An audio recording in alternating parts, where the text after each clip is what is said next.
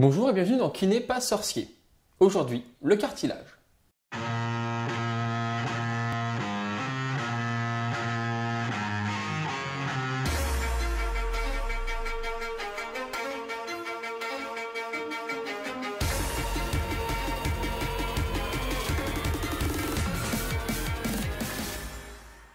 Le cartilage est un tissu avascularisé et non innervé devant supporter de fortes contraintes tout le long de la vie. S'il y a lésion, ce sera l'arthrose. Et ayant pour fonction de transmettre les forces, de les répartir sur de grandes surfaces et permettre un mouvement sans friction. Il en existe de différents types. Élastique, fibreux, articulaire.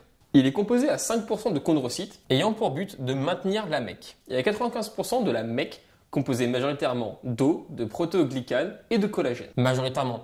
Il y a aussi d'autres trucs, mais on s'en fout. L'unité de base du collagène sera le tropocollagène, qui a une structure serrée et des liaisons covalentes, dont la forme lui conférera une grande résistance aux contraintes.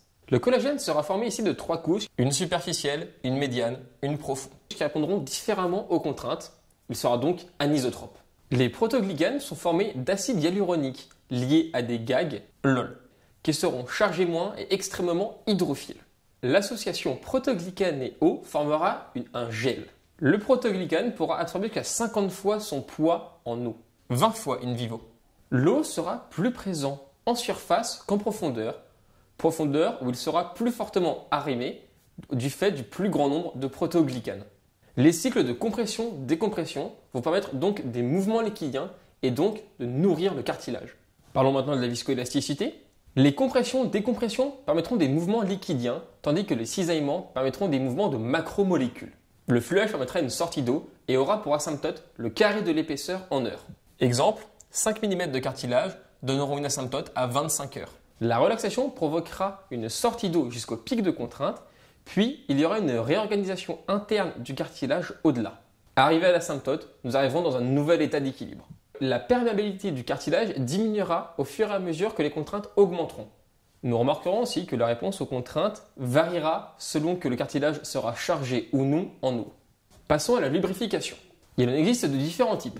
Par le film liquidien, mince film lubrifiant entre les surfaces articulaires, mais celui-ci peut ne pas fonctionner avec des charges trop fortes par exemple. Il est donc mis en place de la lubrification limite de surface, qui marchera grâce à une simple couche de molécules lubrifiantes. La lubricine.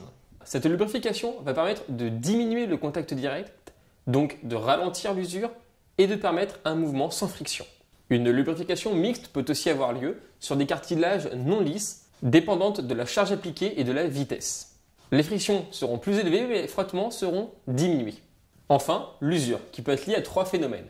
Une lésion du réseau collagénique, une augmentation du mouvement fluidique, et une augmentation des efforts en cisaillement. On peut donc avoir un cartilage sénescent, préarthrosique, avec une diminution des protéoglycanes et des chondrocytes, ou arthrosique. Diminution des protéoglycanes, diminution des chondrocytes, et l'os sous-chondrical va s'épaissir. Et n'oubliez pas, si j'ai réussi à tout apprendre, vous le pouvez aussi. Je ne suis que kiné, pas sorcier. À bientôt.